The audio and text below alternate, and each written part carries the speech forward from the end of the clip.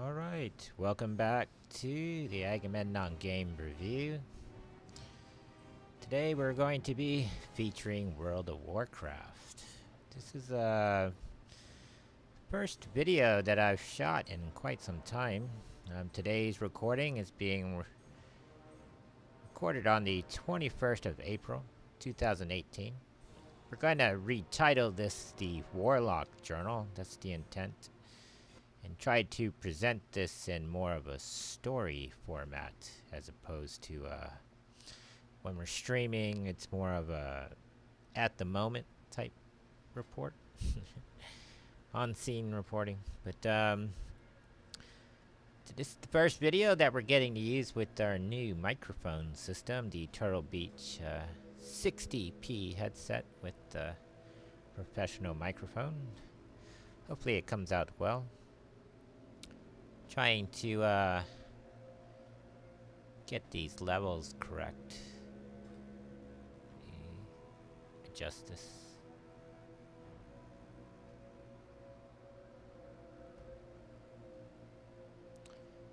Okay, since we last shot a video, I've gone ahead and made a new warlock on the Dalaran server. This is the character here. She's currently 82.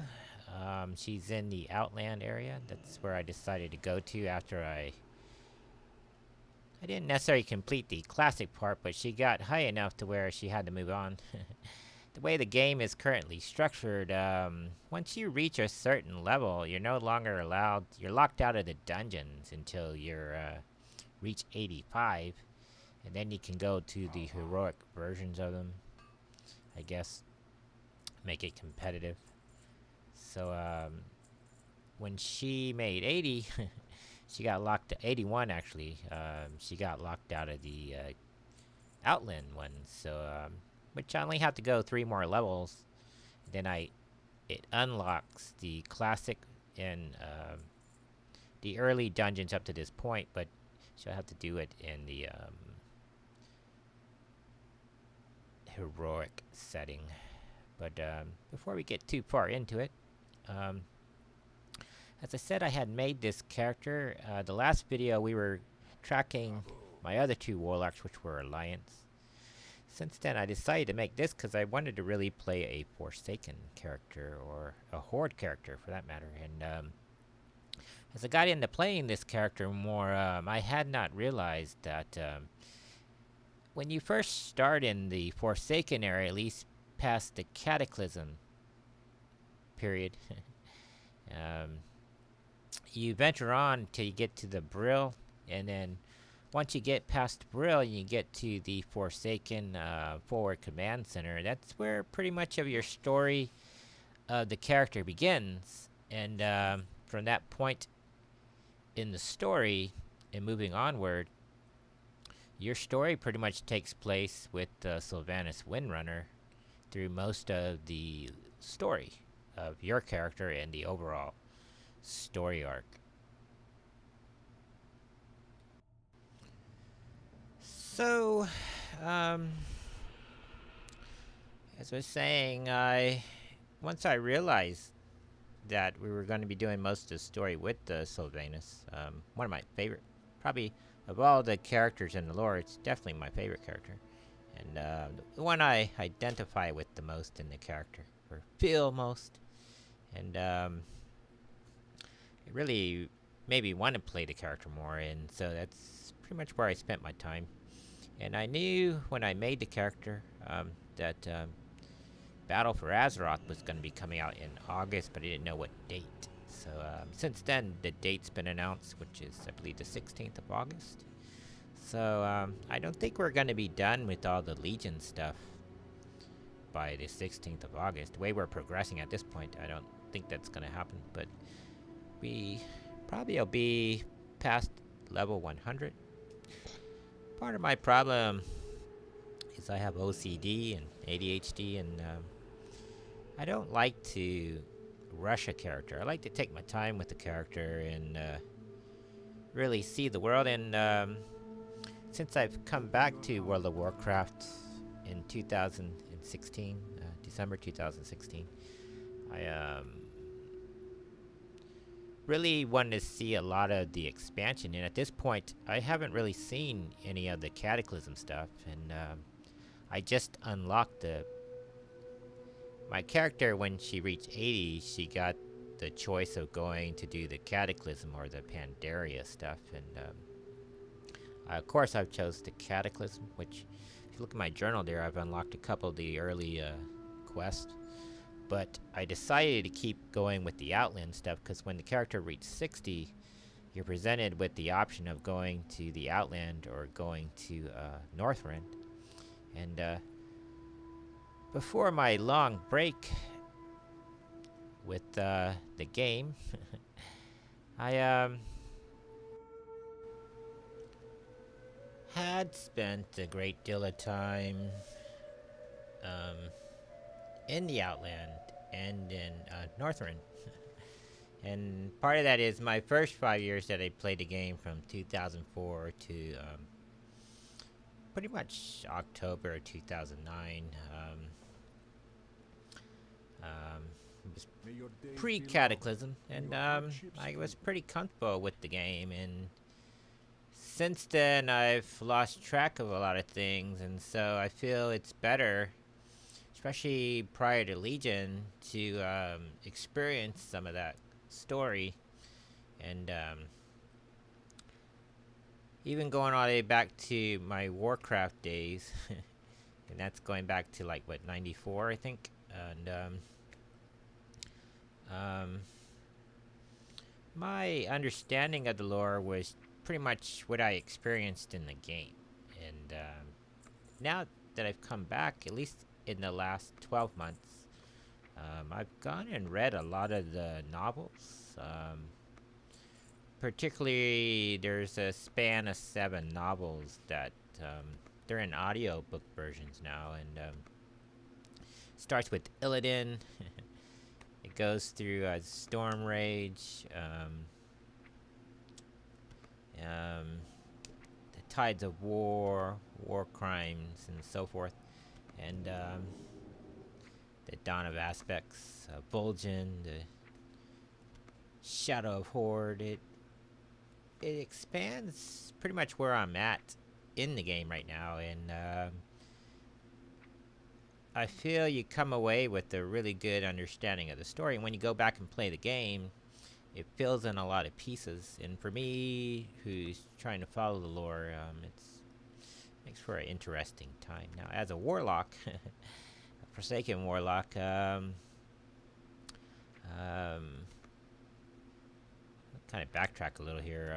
Reason why I like Warlock, I feel that it appeals to me the most. I've always played a Warlock in World of Warcraft, and through all its incarnations, and it's taken me quite some time, at least the last 12 months, even longer than 12 months, to figure out where the Warlock is in the world. The mechanics are a little different, but the essence of the Warlock is pretty much the same.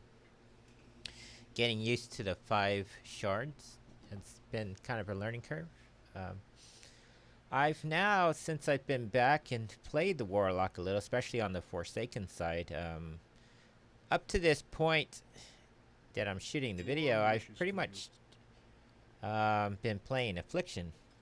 But prior to that, my first 5 years in the game, I was a demonologist. So I have a lot of experience, at least at that point, playing demonologist, and the last week or two, I've kind of, since I've been doing dungeons more, I feel, as someone had somewhat experience as a warlock, I feel that demonologist, at least to me, is a little more heavy hitting than Affliction. I like Affliction. I think Affliction is really awesome in terms of if you're venturing by yourself. You can definitely deal out a lot of firepower, but especially if you're trying to spread damage, it's very easy to do that with Affliction. But I feel that Demonology is a little more tankier than it, and then I've never been really comfortable with Destruction, although I've played it. I've to me, it doesn't feel like a true warlock, and I don't know why that's a big deal for me, but demon or destruction seems more like a mage, and I'm kind of biased against mages, so I don't really like it.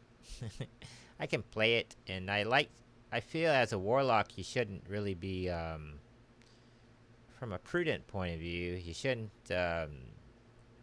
pigeonhole yourself too much into one or the other. I mean, you do have to focus, but there are times when you're in certain dungeons where affliction, a lot of the ads are immune to some of your side effects. And so, when you're in demonology form, especially in a dungeon, you don't run into that because a lot of your attacks are physical. You're basically just telling your demon to go attack something, and they're physically clobbering, seal clubbing the target. Whereas in affliction, you're using your spells to attack it. And warlock in Forsaken are pretty much using shadow magic and fear, which a lot of the things that you're fighting are immune to that. So it doesn't really help you. And where you run into things where you're being held a lot, or then I find switching to destruction to be useful.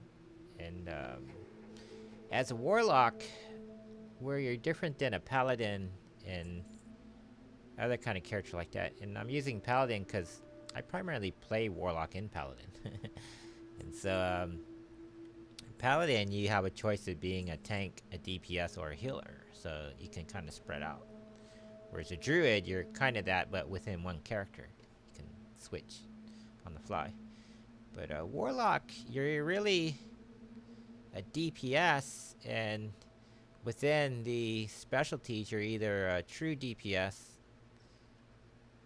tankier DPS, or a mixture of the two. Balance of the two. And I feel that demonology is more of the tankier DPS. I feel affliction is more of a balanced DPS, and I feel destruction is more of a raw firepower kind of DPS. Although, in my experience in using warlock, especially if you get overwhelmed with a lot of ads, I feel that you can spread damage, especially multi-targeting with affliction is a little easier. And I feel that you can spread damage faster as a demonologist. And to me, destruction, although you have a lot of, once you get the firepower deliverer, it's pretty impressive, but you can't spread damage as far and as fast with destruction. At least for me, in my opinion, it doesn't spread as fast. Now, since my last video, I've added a SCADA to my add-ons. I don't use a lot of add-ons, but I like it because it tracks useful statistics. And I've watched a lot of raids over the past couple months, online raids and stuff. And one of the things I have problem with is people is they don't know how to use. A lot of people don't understand how to read statistics, especially when you're dealing with DPS. And a lot of people interpret DPS to mean like a linear interpretation, or say I'm just gonna throw out a raw number. If they see up there it says, yo, you have 30 DPS, they interpret that to mean every second you're doing 30 points of damage. So you're doing 30, 60, 90, and 120, so forth. No, that's not what it means at all. All it means is that in a span of, let's say, you took 30 samples, and you had sample 1 at 1 second, sample 2 at 2 seconds, all the way up to sample 30 at 30-second intervals. That only means that in one interval, you've done the minimum of one point of damage, and at the maximum, you've done 60 points of damage, and the average of the two is 30. And that's all it means, is that you've at least done 1 point of damage, and you've at least done 60 points of damage, is what it means. And when you're using statistics, unless you know what the spread of damage is, the spread of the data, the the DPS, which is the central measurement or the means measurement, the measurement of central tendency, it means absolutely nothing unless you know what the spread of damage is. And for me, when I'm using Warlock, if you're strictly reading the measurements, Warlock to me isn't a very, like, you're not gonna deal a lot of alpha damage right away. But what Warlock does is you can spread a lot of damage out, especially when you're dealing with ads, quickly. And they're not going to be a high, like, you're not going to kill the thing in one shot, but you're going to spread the damage out to where it weakens the enemy down, so when you're alpha striking type DPS, the ones who are more single target focused, when they attack, they're not attacking a fully health target. They're fighting a weakened target where it makes it easier for them to get a one-shot kill or one attack kill. See what I'm saying? It makes it more efficient that way. They don't have to use as much energy to kill a mob, especially ads. So they can focus more energy on the main boss. And I always felt, as a Warlock, your primarily responsibility in any kind of situation is dealing with the ads. That's your primary responsibility as a DPS. And controlling that so that the party doesn't get overwhelmed.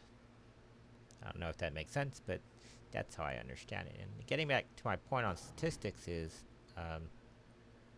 another important point is when people see a DPS meter up there, especially when you have the one on the left there that shows the party, you can't compare one DPS of one person to another. That's not how statistics works. You have to convert the score to a Z-score or a T-statistics. You use a Z-score when you know what the total population of Warlocks are on the server, or in the entire world. And if you don't know what the entire population is, then you use a T-statistics because you're going to have some, it takes error into account. And remember, it's a statistical. When you use a normal distribution curve, it's from 1 to 100, is meaning 1% of the population and 100% of the population.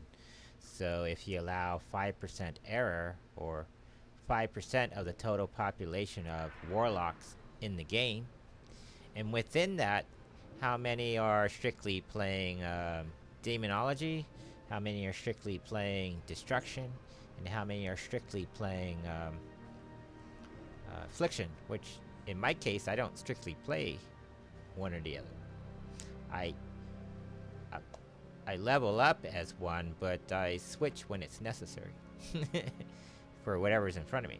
So, and unless each character in that sample is wearing the same exact gear, using the same exact gear, and using the same exact attacks, you can't make a comparison. You have to convert their scores to a T-statistic or a Z-score. And so I see people routinely on line, they don't actually know how to read statistics.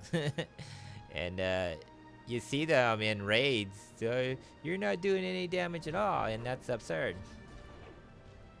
Because DPS doesn't tell you that at all. It doesn't tell you how much damage you're actually doing. In a real, if you're using that to infer to the larger population of, in this case, Warlocks, you can't really say that. It's not what the data is telling you in statistics. But anyway, getting back to here, we just spent a short time. I just wanted to make a short. We're only 18 minutes into this adventure. So she's finishing up these stories in the Stone Brook area. I think that's what it is. Anyway, and slowly knocking out these quests in the Outland. And I didn't want to do too much. And whatever could fit within an hour. In tomorrow's video, I'm going to finish in the Shatra city and the Terak area. The way that the Outland was structured, and it was one of their first big expansions since what they call vanilla or classic WoW came out. In truth, World of Warcraft was the 4th expansion in the Warcraft universe. And Burning Crusades was the 5th expansion to that. But it was the first real, like, expansion that they did past the original World of Warcraft. And since the map was a little smaller and they didn't have as much development time into it, because World of Warcraft was developed over a 10-year period of time. And so from 2004 to about, I think Burning Crusades came out, in 2005, 2006, somewhere. It's like a 2-year, maybe 3-year time span. That's not a lot of development time. And so, rather than have a linear progression of the quests, what you end up doing is you end up flying back and forth a lot to make the land seem larger than it is. So when you design something, especially you have a small real estate, if you want it to seem larger, you have the characters crisscross. You know, they do a quest here, then they go to the south, do another quest, and they zig back to the north. And you do that a lot in the Outland, backtracking through stuff. Not like in the Eastern Kingdom where it's pretty...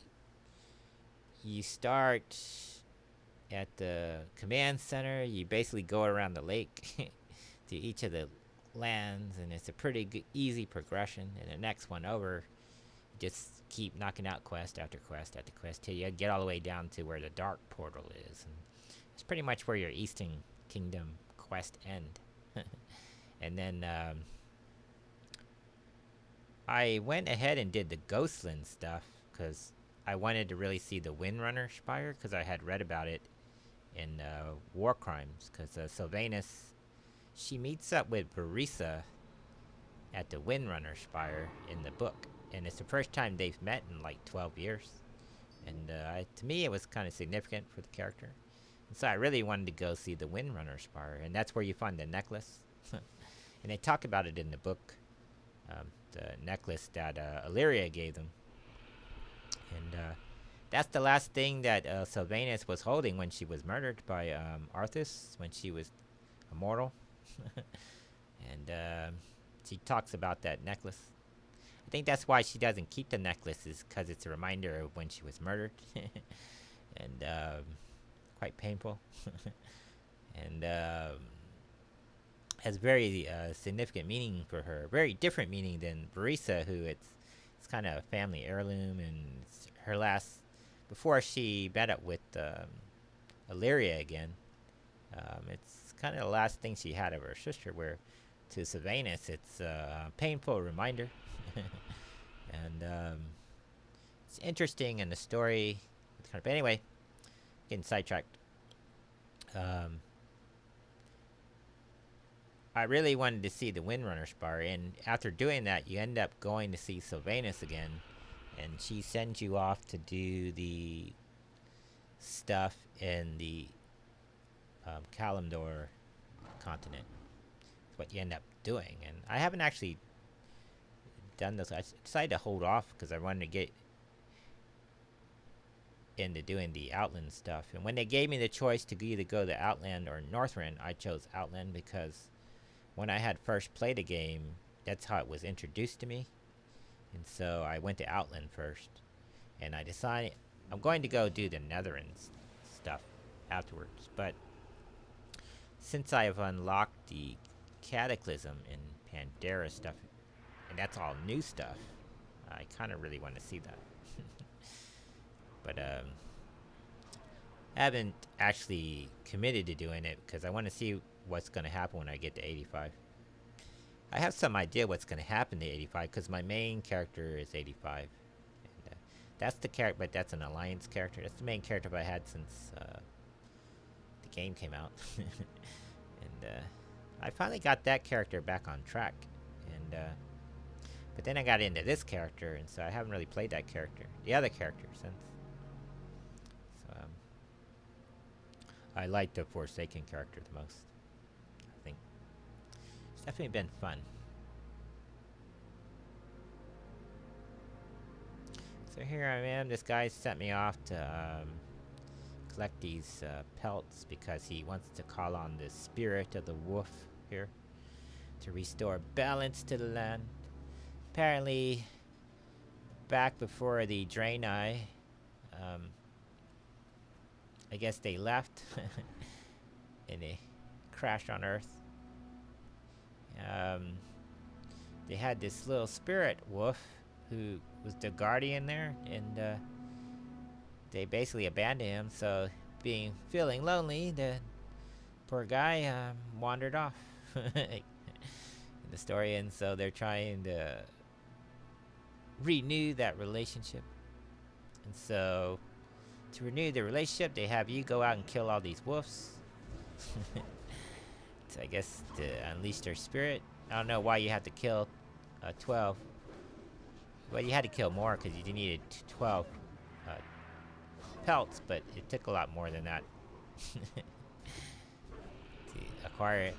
But I don't actually know why we had to slaughter all these wolves to call the spirit, the guardian spirit. Seemed kind of opposite of that. But you know, a lot of things in Warcraft don't make a lot of sense.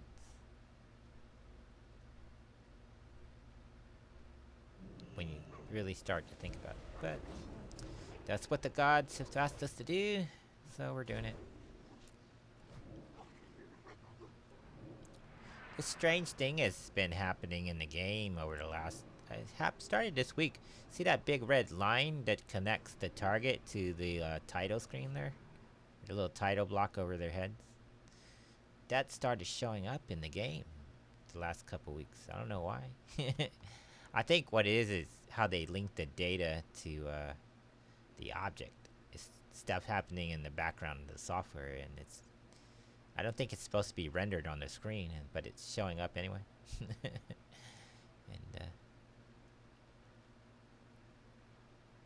it's kind of interesting. Since the last time we made a video, I've gone ahead and upgraded my memory. If you've been watching the streams, I mentioned that a couple times, at least early this month. It's because we upgraded earlier this month. And now I can run the Adobe stuff. Record all at the same time. And everything works swiftly now. Yes, I use adverbs. Swiftly is an adverb. But I running the video a little bit in a little bit better format in the game setting. It's not a full-blown 10. I mean, it is in 1080i, but it's the game itself isn't set to that. So, but you see my UI there. I like the classic UI. I know it's been changed in the BFA alpha, but I hope it's not forced upon us. I hope we can keep the UI the way it is, because I don't really like a lot of the newer stuff. I like it simple. Everything's laid out, organized. I don't really see why I need to have everything clustered in one little spot. I don't like that. I know a lot of other people set their UI up like that, but I don't like it like that. I like it.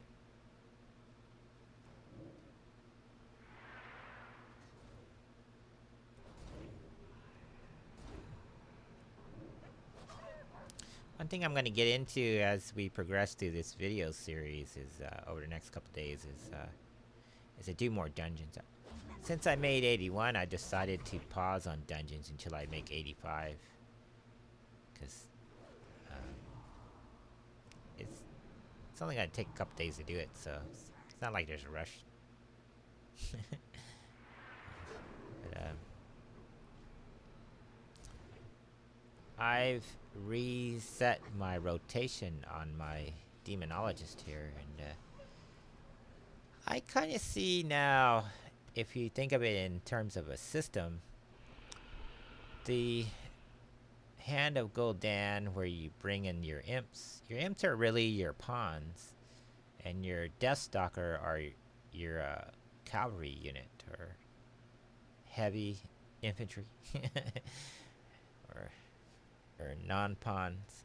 And so I've reorganized my attacks so where I always lead with the Hand of Gul'dan. Because you at least can use 3, because the way the power is, you can put 1, 2, 3, or 4 guys. And so you just put 3 out there, and if you use your Shadow Bolt, that'll recharge it. And once you get enough people, just start Demon Wrathing people, because Demon Wrath is one of your only powers you can use it while you're moving. But as you get more and more people on the ground, anybody within 10 yards of that guy is going to get hit. And then when you do the Demon Wrath, you have like, what is it, 15%, something like that. But it's per guy. So the more people you have, the more chance you're going to get to proc that and fill up your shards. And for the Demonologist, all the shards allow you to do is just put more people on the ground. Combine that with the empowerment, you can do a lot of damage. Spread wise, spread a lot of damage. So it's quite effective. Also, I'm not sure why I always go back. I was playing Affliction pretty well up until like level 60, and then I just kind of reverted back to, I backslid a little to Demonologist. I just like Demonology. I don't know exactly why. It just,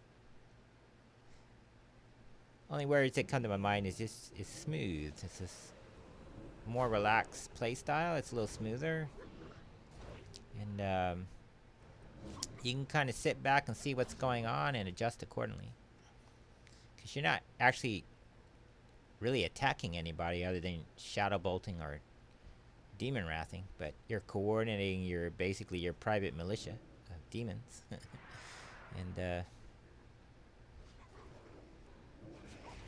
it's fun.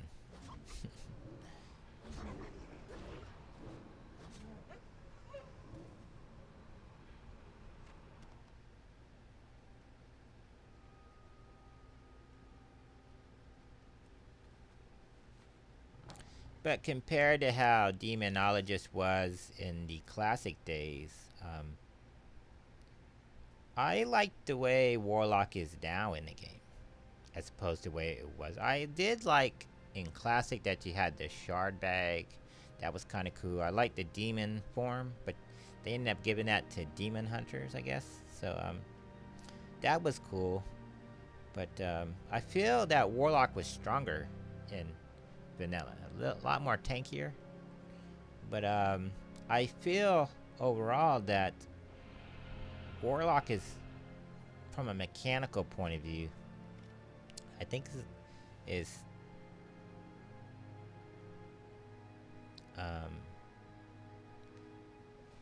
more fluid character now. You're not as stiff. Back in early WoW, the character Warlock seemed a little stiffer, and it wasn't really designed to move a lot with Warlock. So I guess as they move more towards the dungeon and raiding type of system, an instant type system, the character had become more fluid, and so that necessity. But I feel that the current Warlock is just a lot of fun to play, and for me, since I primarily only play Warlock, it's just a lot of fun. My thoughts on the classic WoW is, people have asked me, I get that question a lot. I hope that they put the classic WoW back in the game more from a story point of view, but I don't think they should change the mechanics of the game. I like the way the mechanics are now, and I don't feel it's necessary to restructure the game just to bring back old mechanics. I think they should retool the classic so that, like, um, for a person just starting World of Warcraft, they can kind of see the story prior to Wrath of the Lich King and kind of get. So if you play Warcraft, which is available, if they make Warcraft 2 and the original Warcraft available at some point, re-engineered, they'll get the continuity of the story, especially since they're releasing movies now. It'll make more sense to a person who's never experienced any of that kind. Because right now I feel there's a gap in the story. So, like, the way the game is now, you start post-Cataclysm, and then you go to Nethryn and Outland, and they're still stuck in to prior to Wrath of the Lich King. So, when you're playing from a story point of view, you get to, like, the Dark Portal, you're kind of with the story, and they're talking like Deathwing and all that kind of stuff. So then you get to Outland, and the story doesn't make any sense. Or you get to Northrend, and you're like, what's going on? Especially the stuff with the where the Ice Crown Citadel, they kill all the people with the what is it? Blight. That happened prior to Cataclysm, so none of that stuff makes any sense from a linear perspective, I guess. I think that they should put the vanilla stuff back in the game simply for continuity of the story. It just would make more sense. But I not want to use the word upset, but when Cataclysm came out, they pretty much erased my achievements. And I end up having to do all those achievements again, and that was kind of messed up. So if they put all those stuff back in the game, well, I have to go back and redo all those things. You know, that is kind of messed up, because I had already completed all those things with my main character, and the achievements are still there, but they erased all the points. So that would be kind of messed up. It's kind of messed up. But I understand that the Forsaken are going to be losing the Undercity, and that's kind of messed up. I like the Undercity. I think the Undercity is the best city in the game because everything you need is right there, and it's centralized. It's a very organized city. The bank's in the center, and then the auction house are right there. All the stores, the essential things that you need are all right there. I think Stormwind is a pretty cool city, but it takes forever to find stuff in Stormwind. You know? You can't just go do what you need to do and leave. Everything's spread out. It's not very well organized. And a lot of times, it's annoying going through Stormwind. Undercity is one of the few cities in the game where it's just not annoying. Everything is convenient. And then to lose that is kind of upsetting. Especially I finally learned how to walk into the Undercity from like the ground, taking the secret passageway. So, and I kind of feel that from a lore point of view, and the Forsaken are always being shafted by the developers and the writers in the story. If you read a lot of the novels, I get the impression that all the writers are Alliance lovers. You know, they always, whenever they write about the Alliance character, there's always some grand thing, and oh, they can't do anything wrong. Especially Jaina Proudmoore. I like Christine. Was it Christine Holden? Is that her name? Golden? Whatever. Anyway. She's a really good writer, but you can tell she's in love with Jaina Proudmoore. I think she thinks she's Jaina Proudmoore. Because Jaina this, Jaina that. Boo-hoo. You know, in Tides of War, Jaina's going on about she lost one city. Whoop-de-doo. Because I said Sylvanas lost, she lost the entire country. And it was spread out over multiple regions, so it was wiped out. 90% of her citizens were killed. And she was murdered, tortured, beaten. Her will was stolen, and she was forced to kill all her kinship, all her people. They died by her hand. Not of her own free will, but they died by her hand because she was a slave to Arthas. And I feel, which is sort of unwritten or no one really speaks about, especially in Alliance, no one came to help her. Like, in Jaina's case, the city got bombed, and then the Talendor were there. The Alliance came. Thrall came to help her afterwards. All kinds of people came to help her in the story, and she was still bitter. Varisa was mad because Ronan died. And who's the only person who came to help Varisa? Her sister, Sylvanas. And what did Varisa do? She sold her sister out. Basically, she left her holding the... I'm going to say the bag, but it was... in the story, Sylvanas didn't really want to murder Garrosh. That wasn't really her thing. If he died, she didn't care, but then she did it to help her sister out because she kind of felt bad for her sister. Because in the story, Sylvanas didn't know what happened to Ronan until Varisa told her. She didn't know how Ronan had. She didn't even know he died. And there's a pivotal scene in the book where Varisa and Sylvanas are first talking, and I don't think Varisa really knows the extent to what Sylvanas went through from the time she was murdered and all the stuff she had to deal with over the 12 years with Arthas, because Varisa seemed clueless to that until Sylvanas reminded her. Sylvanas in the story had to remind her because Varisa was saying something about like the spirits that were wandered the land. Like she was saying something about it, like these atrocious things, and then Sylvanas reminded her that those spirits that you're cursing are all the people that died for you. You know, she said something to the effect that you should show a little more respect for these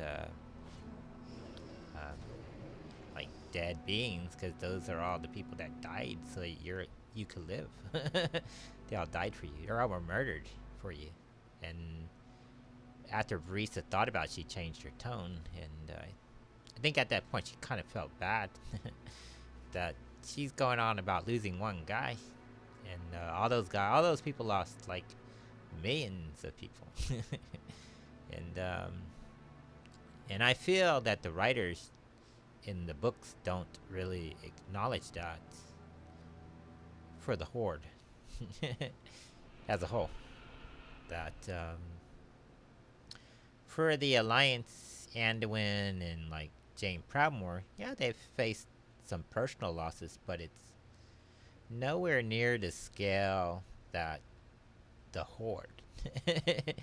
If you took each of the individual Horde, any of the Horde leaders, the like stuff they had to deal with over at least the last 12 years in game lore,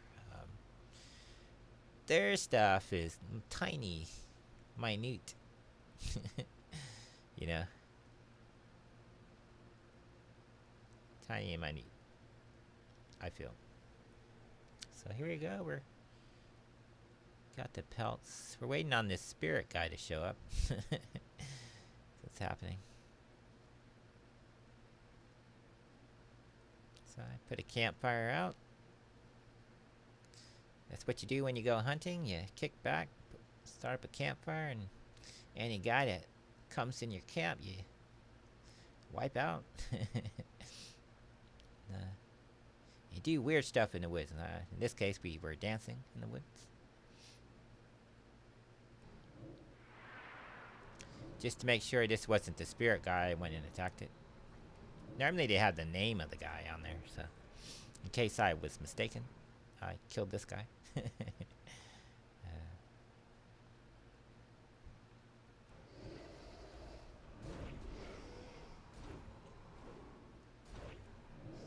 Took a while for this spirit wolf guy to show up.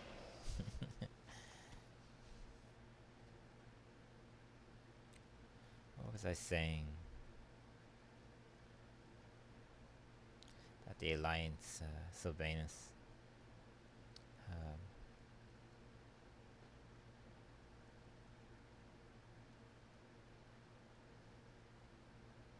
The character I despise the most in World of Warcraft is, what's it, Gen Greymane. That guy is a jerk. I don't care what anybody. That guy is a real piece of work. In the lore, in the first war with the orcs, after the portal was destroyed in the movie, we show that in the first war in Warcraft. Stormwind was wiped out. So what's his name? Luther Anduin. They flee across the ocean to Lordaeron, which is the other human settlement, and the elves at that time didn't want to get involved in human disputes because they had fought a war with them at one point, but they were leery to help them, and so the elves then decide to side with the humans, and then this piece of work decides, because he was a young man, his father was kind of a, I guess, a self-taught guy. He knew about the world, but he didn't want to get involved in people's squabbles unless it was necessary. So this idiot interprets that basically, well, you shouldn't get involved in other people's stuff. Basically, and his excuse was, what did he say in the backstory? That something to the effect that I guess it was pride, but really he didn't get involved because he didn't want to face responsibility. It's what he ran away from responsibility is what he did, and he was a young man and he had all these real world problems, and what did he do? He ran away basically, but he did it at a time where, had he acted, the elves might have survived against Arthas, because they'd been unified. But by going away and hiding behind his wall, he split the humans. He split the elves, and then basically, because Arthas killed the king, the humans turned on the elves, and this is when the orcs were attacking. And that led to the downfall of the high elves, and 90% of their population being wiped out, and Sylvanus was murdered. And that's why she hates that guy, and I think she has good reason to hate that guy, because here he is in Cataclysm. He conveniently finds courage after his son gets killed, and his son was a more responsible adult than he was, and Sylvanus didn't set out to kill her son. She tried to kill him because he turned his back on them during the war. And her country fell because of his indecisiveness is what led to their downfall. Or at least, I won't say it. It wasn't a direct relationship to their downfall, but it was one of the contributing factors to their downfall. And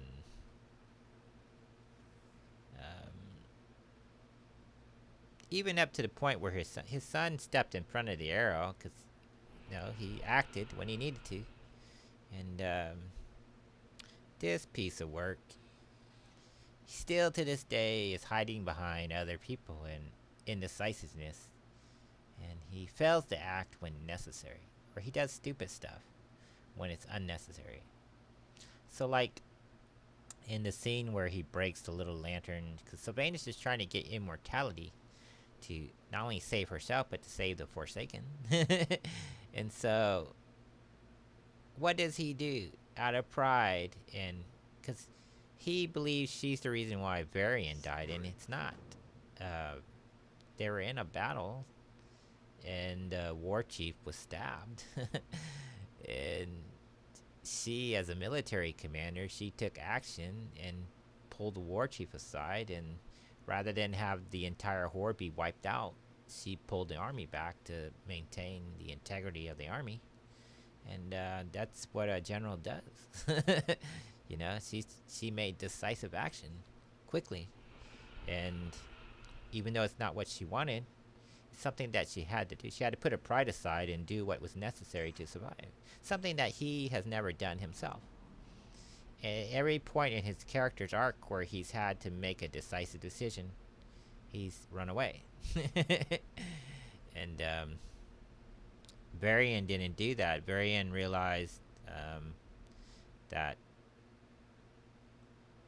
the Alliance survival didn't depend on him, but he could make a difference by jumping off the ship and blowing up that big droid dude, or demon dude, and he died at the hand of Gul'dan.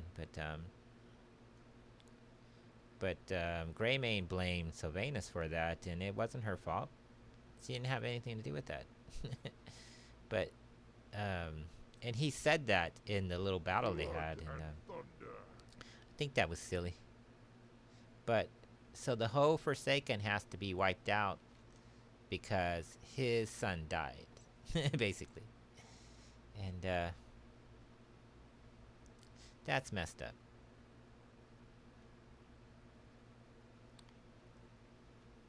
That right there shows you the difference between the two characters. At least she's fighting for something that's sort of bigger than herself. And he's fighting for nothing but personal pride and personal glory. So there we go. We knocked out a little quest there. We got one more, which is the deals mainly with the city. I went ahead and did all the quests on the outer parts of the city first, and then so I can concentrate on the city last, which that'll be in the next video. We're coming up to the end of the quest here, but I'm showing my faction standings pretty good. Part of the reason why you want to do the quest is it builds up all your reputation in the world. And one thing I always do there, I always cast soul stones. That's why I like this software. It's called Exorcist, I guess. Add-on. It allows you, it's primarily built for warlocks, and I like it. It's a really good tool. Since I primarily only play warlocks, for me it's a very useful tool. So you can keep track of all your soul shards, keeps track of your soul stones and your health stones, which warlock has a lot to keep track of. Very time-oriented and organized character. To be successful at warlock, you have to be one laid back, and you have to be very organized. And not fall apart in battle. If you're the type who falls apart in battle, you're probably not going to be really good as a warlock.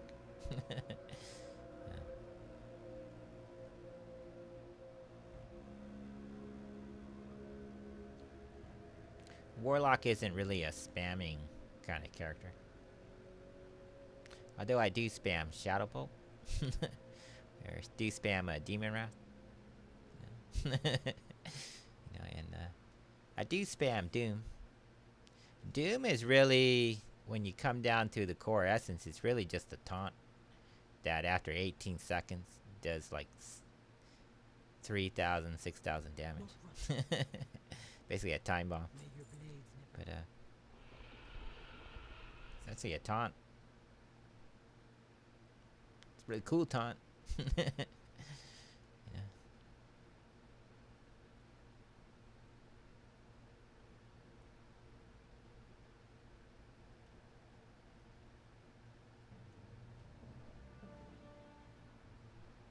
Okay, we're returning back to this guy.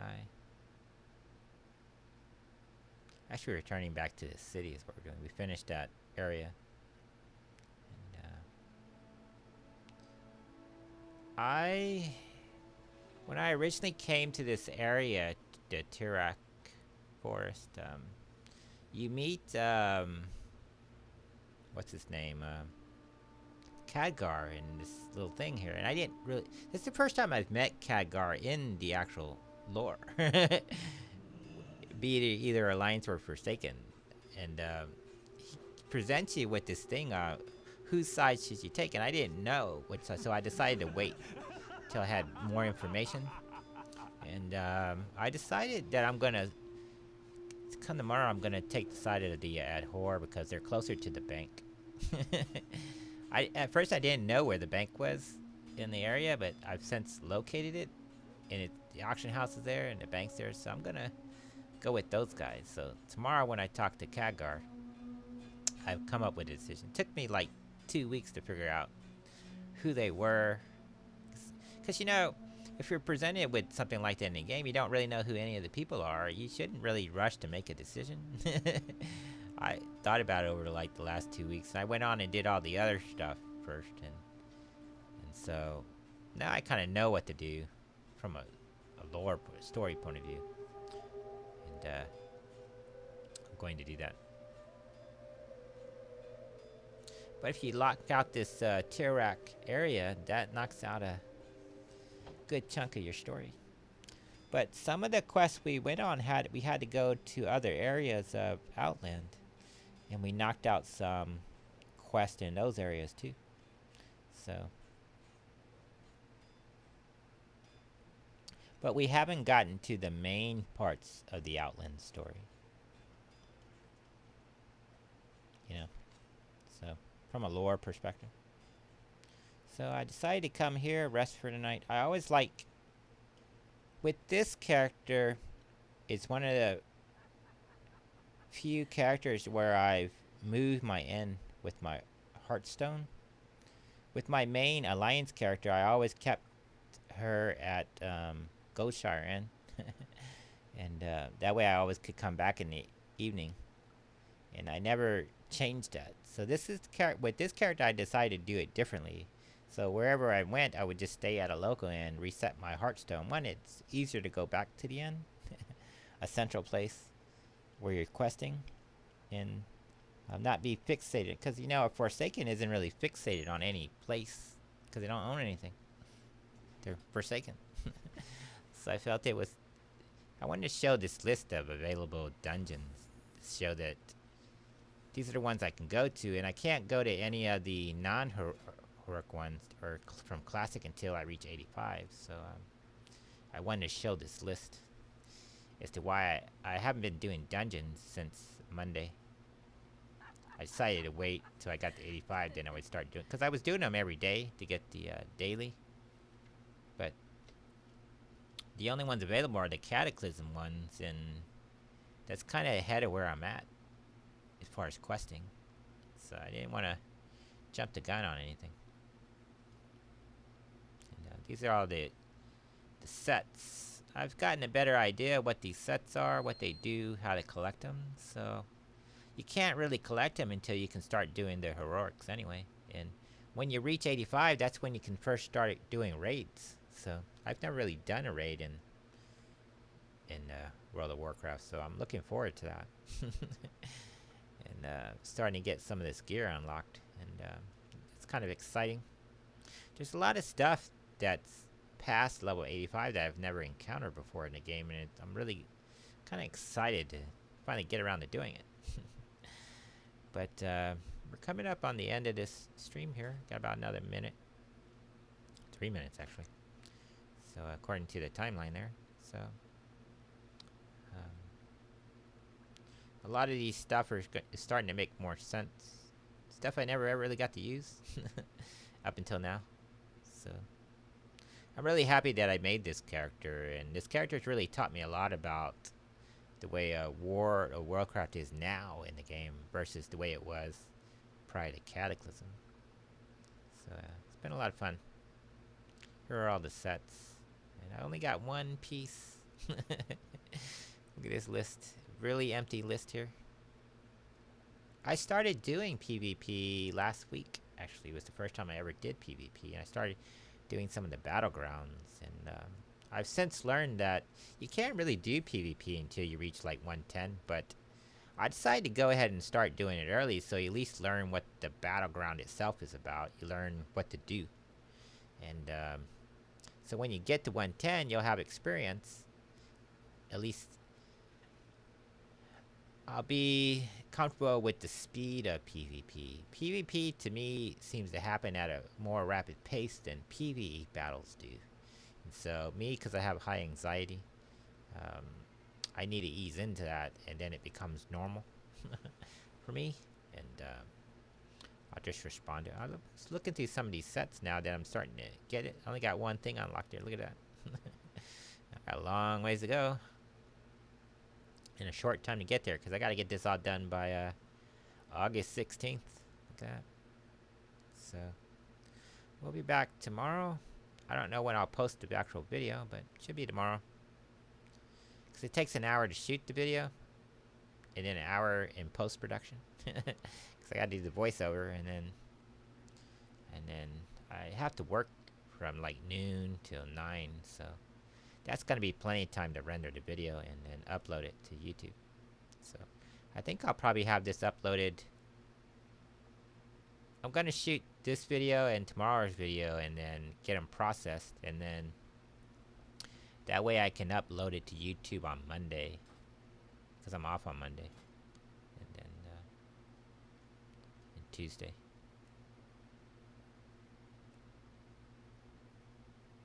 That'll be cool. It's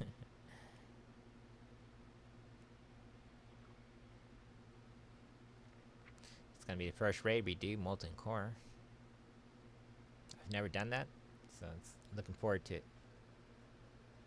Probably gonna suck in raids, but yeah, they said in the how to raid guide, that's how everyone starts. So something to look forward to. We'll catch you next time. Have fun. Like the video, leave a comment, and subscribe to the channel. See you next time, and have fun.